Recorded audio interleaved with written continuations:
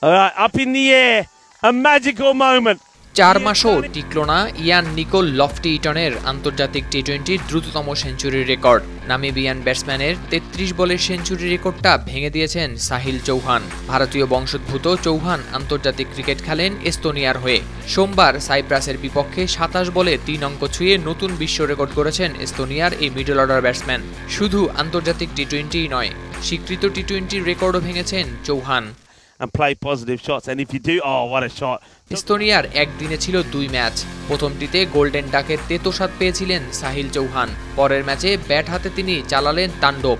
বিস্ফোরক এক ইনিংসে ভেঙে দিলেন একাধিক রেকর্ড।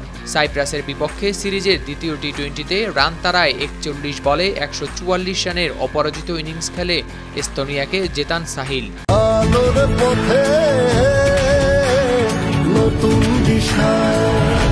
তার 351.21 স্ট্রাইক রেটের ইনিংসে 18টি ছক্কার পাশাপাশি ছিল 6টি চারের মার। 32 বছর বয়সী এই ব্যাটসম্যান সেঞ্চুরি পূর্ণ করেন মাত্র 27 বলে। স্বীকৃত টি-20তে দ্রুততম সেঞ্চুরি এটি।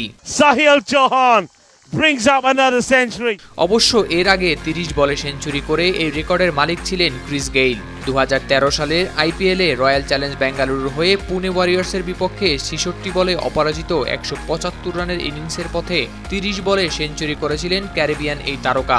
সাহিলের 18 ছক্কা আন্তর্জাতিক টি-20তে এক ইনিংসে কোনো ব্যাটসম্যানের সর্বোচ্চ। 2019 সালে দেরাদুনে আয়ারল্যান্ডের বিপক্ষে আফগানিস্তানের হাজরাতুল্লাহ জাজাইয়ের 16 ছক্কা ছিল আগের রেকর্ড। স্বীকৃত টি-20তেও এক ইনিংসে সাহিলের চেয়ে বেশি ছক্কা মারতে পারেননি আর কেউ। এখানে তিনি গেইলের রেকর্ডে ভাগ বসিয়েছেন। 2017 বিপিএলের ফাইনালে ঢাকা ডাইনামার্সের বিপক্ষে রংপুর রাইডার্সের হয়ে 69 বলে 146 রানের অপরাজিত ইনিংসে 18 ছক্কা মেরেছিলেন গেইল।